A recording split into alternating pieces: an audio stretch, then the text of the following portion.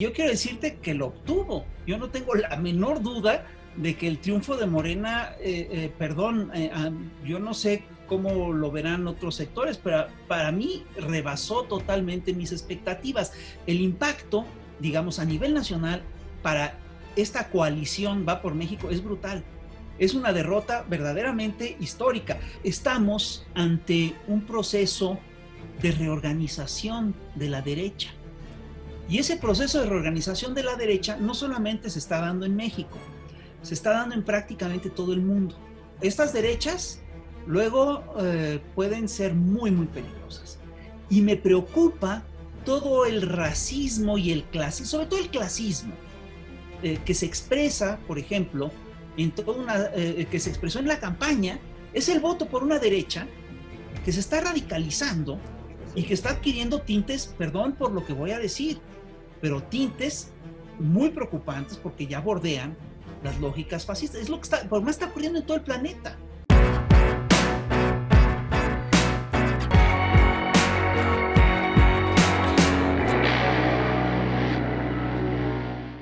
¿Qué tal? ¿Cómo están, amigos de Revelaciones? Aquí en la Octava Digital, como siempre un gusto, como siempre un placer que nos acompañen. Y esta noche vamos a analizar el saldo de las elecciones del pasado 6 de junio, por supuesto, con un gran personaje que le agradezco muchísimo, de verdad, que nos acompañe, Rafael Barajas, alias el Fisgón, de quien se lo digo abiertamente, me declaro fan, gracias a su creatividad. No, ahora sí, al contrario, Jesús, al contrario, es un gusto y un honor que me hayas invitado. Muchas gracias, Rafael. Oye, pues yo la primera pregunta que te haría es, hablamos de unas elecciones, se dan a conocer los resultados y comienza esta narrativa, esta guerra de narrativas, en donde por un lado aparece la oposición, aparece el señor Claudio X González y nos dice, nosotros ganamos porque evitamos que Morena tuviera una mayoría que nunca tuvo, ¿no? Por ahí va. Mira, eso es básicamente, hay que entenderlo como una estrategia publicitaria y como una estrategia de control de daños. Es decir, las percepciones, digamos, tienen que ver con dos cosas, con lo que esperas que ocurra y con lo que realmente ocurre. Entonces, la verdad es que sí se esperaba que Morena obtuviera un triunfo muy importante y yo quiero decirte que lo obtuvo. Yo no tengo la menor duda de que el triunfo de Morena, yo no sé cómo lo verán otros sectores, pero para mí rebasó totalmente mis expectativas. Yo pensé que Morena iba a sacar 6 gobernaturas, ¿no? Y caray, ganó pues 11, ¿no? Es decir, no es poca cosa. Es decir, perdón, el resultado es muy fuerte. Y efectivamente, esto le permite además tener un control muy importante de territorio. Es decir, está gobernando sobre millones a los que no había llegado. Es un hecho que esto rompe además con una dinámica muy fuerte que tenía el viejo régimen y que es la siguiente, que es que el PRI, el PRI siempre fue un partido de Estado. Así es. Entonces en el 2000, cuando perdió la presidencia, lo que se esperaba o lo que decían todos los politólogos que iba a pasar es que se iba a desmoronar como partido. Y no fue así, porque lo que ocurrió es que toda esta, digamos, presidencia de Estado se reproducía en los distintos estados de la República. Entonces, cada estado que gobernaba el PRI replicaba el mismo esquema de la presidencia digamos, de esta presidencia absoluta, ¿no? Entonces, lo que ocurrió es que Fox no tuvo la fuerza para desbaratar al PRI regional, a los PRI regionales. Estos PRI regionales se fueron fortaleciendo y el PRI se rehizo a partir de los estados. Eso es lo que ocurrió en el periodo que va del 2000 al 2006. Entonces, si tú recuerdas, los candidatos del PRI en este periodo todos eran gobernadores. Y de hecho, Enrique Peña Nieto, que llegó a la presidencia en el 2012, pues sale del Estado de México. Eso está clarísimo. Entonces, para el PRI sí es muy grave haber perdido todas estas gobernaturas. El PRI se queda con 4 gobernaturas: Coahuila, Hidalgo, Oaxaca y Yucatán, si mal no recuerdo, ¿no? Y no tiene más. y esto obviamente que lo coloca además en la alianza de Va por México en una posición de satélite. Es decir, el PRI, en vez de ser una de las fuerzas dominantes de esa alianza, ¿no? Porque el PRI además siempre presume de que tiene una sabiduría política y un andamiaje político muy eficaz, es decir, ahorita va, digamos, a remolque de lo que hace el Partido Acción Nacional, que es el único grupo de esta alianza que obtuvo triunfos en esta elección. Entonces, esto sí implica el desmantelamiento de aparatos estatales muy importantes. E implica también la posibilidad de que, de control territorial, porque uno de los problemas que siempre ha habido entre otros, para combatir a la delincuencia, son las redes regionales de control y los aparatos regionales de control, y esto se quiebra con esta nueva configuración geográfica. Entonces, perdón, pero lo que se está, lo que ocurrió es muy grave para el PRI, es una derrota fortísima para el PRI, es una derrota fuerte también para el PAN. Bueno, el PAN logra conservar Chihuahua y logra conservar Querétaro, por supuesto, ¿no? Pero, y es un avance muy importante para el Movimiento de Regeneración Nacional. Y hay que recordar otra cosa, no solamente se ganan gobernaturas, sino que se ganan un montón de congresos estatales. Y el caso de Tamaulipas es particularmente significativo, porque tú ahí tienes un gobernador que es acusado pues de defraudación fiscal, pero también de lavado de dinero y de vínculos. Es un narcogobernador, Rafael. Pues sí, de vínculos con el narcotráfico, y lo que lo sostenía era precisamente el Congreso del Estado, y la votación tamaulipeca votó en contra del PAN, de modo que ahora tienes en ese Congreso una mayoría de Morena, que por supuesto se está impugnando porque se están jugando todo, pues, en esa historia, ¿no? Claro. Entonces, sí quiero decir que el impacto, digamos, a nivel nacional para esta coalición Va por México es brutal. Es una derrota verdaderamente histórica. Yo no recuerdo nunca que un partido, y sobre todo un partido con el peso y la tradición del PRI, pierda tantas candidaturas en un día. Sí, sí, sí. Es brutal. Ahora, otro caso es el tema de la Ciudad de México. Y yo creo que esto es un tema que hay que analizar con mucho detenimiento. Es decir, yo estoy convencido de que, por supuesto, que implica un golpe importante para el Movimiento de Regeneración Nacional el tener, el perder alcaldías en la Ciudad de México, además alcaldías importantes, ¿no? Porque, entre otras cosas, la Ciudad de México había sido, pues, el bastión de la izquierda en nuestro país. Es decir, desde que esta ciudad pudo elegir a sus gobernantes, siempre había votado por la izquierda, nunca había votado por la derecha. Entonces, yo me explico este revés por varios factores, y yo estoy convencido de que la gente de Morena pues lo tiene que analizar y lo tiene que revisar bien. Es decir, la crítica más fuerte a lo que ocurrió en la Ciudad de México tiene que venir precisamente de la gente del Movimiento de Regeneración Nacional. Y yo creo, entre otras cosas, que aquí estamos también ante una serie de factores que son importantes. Por supuesto que hubo una campaña de descrédito importante. Por supuesto que también hubo problemas de comunicación. No se informaron logros, no se informaron toda una serie de cosas, no se informó de la inversión que se ha obtenido en este periodo. Es un hecho que la jefa de gobierno de la Ciudad de México tiene una alta aprobación. Es un hecho que el tema de la vacunación fue un éxito a muchos niveles, pero también es cierto, como dijo Pablo Gómez en una autocrítica muy dura, dijo, nos confiamos, nos sobró soberbia. Es decir, yo estoy convencido de que a Morena le faltó estructura en la ciudad. El partido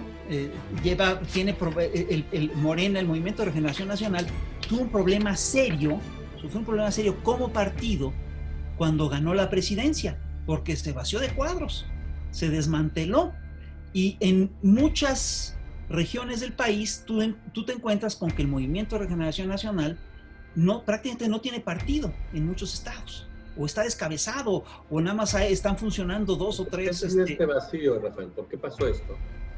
Mira, porque cuando este vacío le ha ocurrido a absolutamente todos los movimientos progresistas que han llegado al poder, a todos. Porque llegas al poder con un número de cuadros, ¿no? Y pues esos cuadros se van a gobernar. Y dejan al partido sin sus mejores cuadros.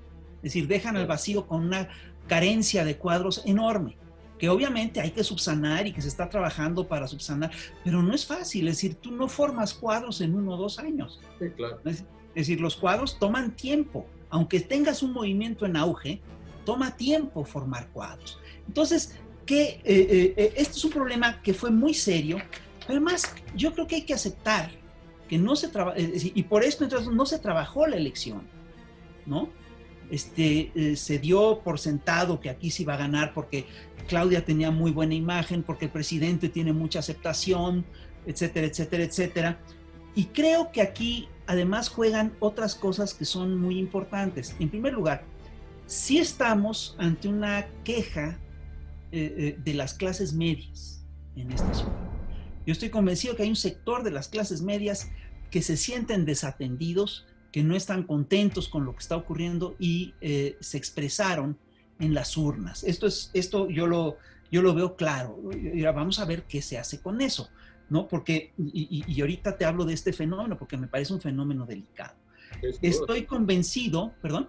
Sin duda, es un fenómeno interesante este que me mencionas de las clases medias, el famoso switcheo, ¿no? Que hicieron del 2018 a este 2021, porque hubo un sector importante de la clase media que en el 2018 se inclinó precisamente por Morena y por el propio Andrés Manuel López Obrador. Oye, Rafael, además, se ha cuestionado mucho el papel de Ricardo Monreal en la Ciudad de México. Sí, ¿Tú mira, crees que Monreal tuvo un peso ahí o no? Mira, ese es un diagnóstico que hay que hacer con cuidado. Es decir, sí creo yo que los conflictos internos jugaron un papel importante, sobre todo en algunas delegaciones, ¿no? No me atrevería yo a hacerte un diagnóstico aquí al aire, porque pues no tengo todos los datos, claro, ¿no? Pero creo que fue en general, es decir, sí hay problemas con actores específicos y creo también que que el problema de las fracturas internas del partido tampoco ayudaron a dar una buena imagen del partido de Morena en la Ciudad de México. Pero además hay otro factor que creo que es importante. Yo estoy convencido de que hubo malas gestiones en algunas alcaldías y la ciudadanía obviamente que esto lo cobró. Y además no solamente hubo malas gestiones, sino que la gente que hizo malas gestiones se presenta a la candidatura, pues, o sea, ahí hay un problema que es serio, ¿no? Creo además que hay un desgaste, porque la izquierda lleva gobernando muchos años en la ciudad y la gente ya no sabe lo que era, ya no recuerda lo que era ser gobernada por el PRI o por, digamos, por lo que fue el Partido Tricolor, y no recuerda lo que fueron estas enormes cadenas de corrupción que se hicieron en la ciudad. Creo además, y esto es a mí lo que más me preocupa, que estamos ante un proceso de reorganización de la derecha. Y ese proceso de reorganización de la derecha no solamente se está dando en México, se está dando en prácticamente todo el mundo. Y es un proceso interesante, hay que analizarlo. Porque en todo el mundo lo que está ocurriendo es que la derecha se había aglutinado alrededor del modelo neoliberal. Entonces tú te encontrabas con que incluso gentes que venían del Yunque y todo eso se pasaron a la dinámica, a la defensa del neoliberalismo. Un caso muy emblemático es el de Luis Pasos, que venía de estos grupos ultrasecretos que organizaban porros, etcétera, y que acaba siendo una suerte del gurú del neoliberalismo en México, ¿no? Es decir, con un nivel verdaderamente penoso, ¿no? Pero pues era lo que había. Y esta derecha, fue importante porque es la que en el 2000, entre otras cosas, apoya o ayuda al triunfo del PAN, del Partido Acción Nacional y de Fox en la presidencia, y también apoya a la llegada de Felipe Calderón. Entonces, ojo, porque esta derecha es una derecha que viene de tradiciones de lucha, y son tradiciones de lucha que a mí no me gustan, pero que son históricas. Es decir, vienen, por ejemplo, de lo que fue el movimiento cristera, o en la Ciudad de México la expresión de eso fue la defensa de la universidad en contra del proyecto de educación socialista que lanzaron Calles y Cárdenas. Viene también de toda esta campaña militante y activa que se da en la posguerra de lo que fueron las de lo que fue el proyecto, digamos, esta dinámica anticomunista de lo que fue la Guerra Fría, ¿no? Es decir, aquí no se recibe, en esta casa no se recibe propaganda comunista ni protestante, etcétera, etcétera. Es esa derecha también la que se está movilizando. Y ojo, hay una cosa que me preocupa con esta derecha, porque es una derecha que se articula no alrededor de un proyecto, porque no lo tienen. Sí, ¿no? Pero se articula en contra de otros proyectos. Y ojo, estas derechas luego pueden ser muy, muy peligrosas. Y me preocupa todo el racismo y el clasismo, sobre todo el clasismo, que se expresa, por ejemplo, que se expresó en la campaña de maneras curiosas, con este artículo del cuate que decía, dile, ¿cómo hablar? Cachas, ¿no? El cachas, ¿cómo hablar con tus trabajadores, no? Ya vas, carnal. Pero no se dan cuenta. Pero detrás de eso hay un clasismo muy fuerte, y detrás de ese clasismo hay un germen, no sé si decir que es clasista, pero de pensamiento de castas, ¿no? Que es muy delicado, que es un pariente del racismo, ¿no? Pero el clasismo es brutal. Y además se vuelve a expresar de manera muy clara cuando con todos estos memes que te redibujan que te comentan lo que es la ciudad dividida, ¿no? Hay un tipo que te pone un meme diciendo la diferencia es que aquí se pagan impuestos y aquí se reciben subsidios. Otro que dice, estos le deben a Coppel, a Electra, estos le deben en cambio al Palacio de Hierro y al puerto de Liverpool. Es decir, perdón, no sé si se dan cuenta estos señores de lo ofensivo. Oye, pero entre ellos hasta Arne, ¿no? Un político panista. Bueno, aquí el problema es que él no paga impuestos, ¿no? Es decir, eso es otra historia. Ahora, hay un sector también que es un sector, digamos, que está ligado a esta derecha de una manera muy extraña, ¿no? Porque aquí lo que encontramos es que esta derecha también se ha reciclado. Es una derecha, además, que asume las causas nuevas. Por ejemplo, se acerca al feminismo y dice que defiende al feminismo y todo. Y tú te encuentras de repente con que hay sectores panistas que son que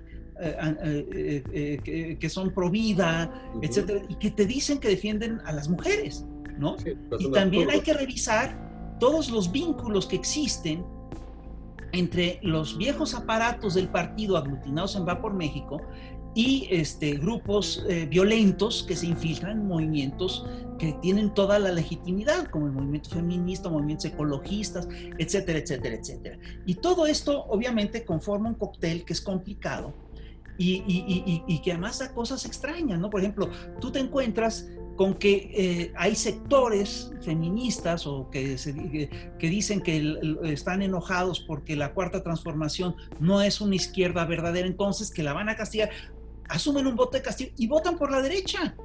Perdón, sí se tienen que dar cuenta de lo que implica ese voto por la derecha.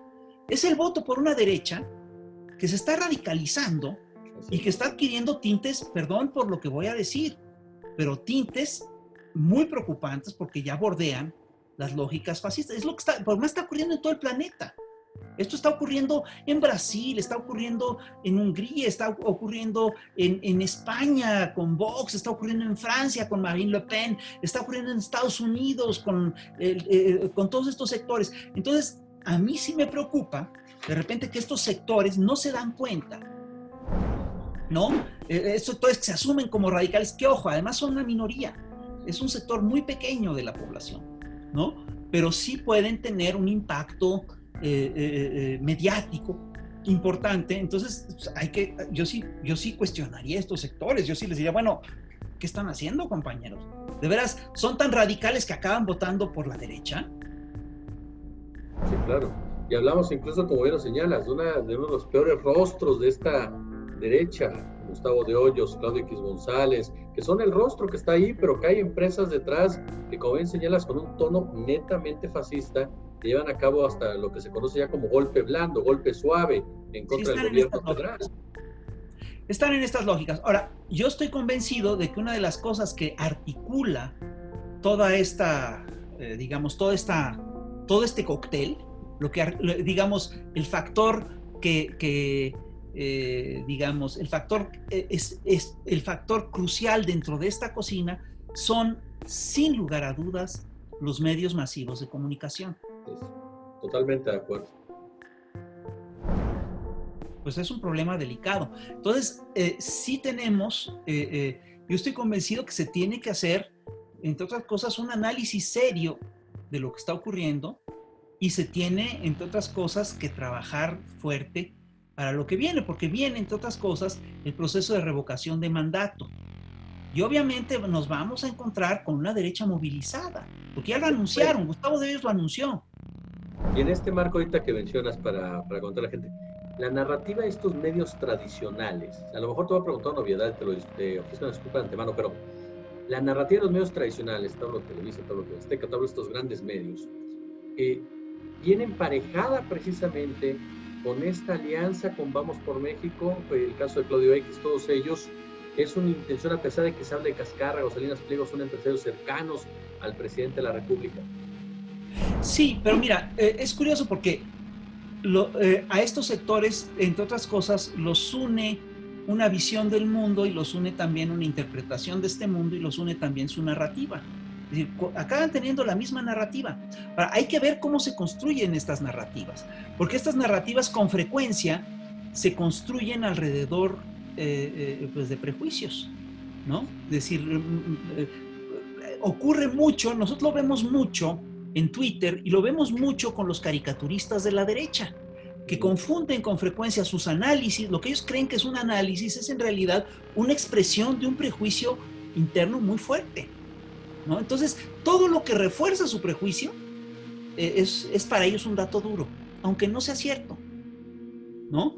Y esto, por supuesto, que establece una, digamos, un debate muy complicado. ¿Cómo discutes con alguien que no está dispuesto a ver más que lo que quiere ver?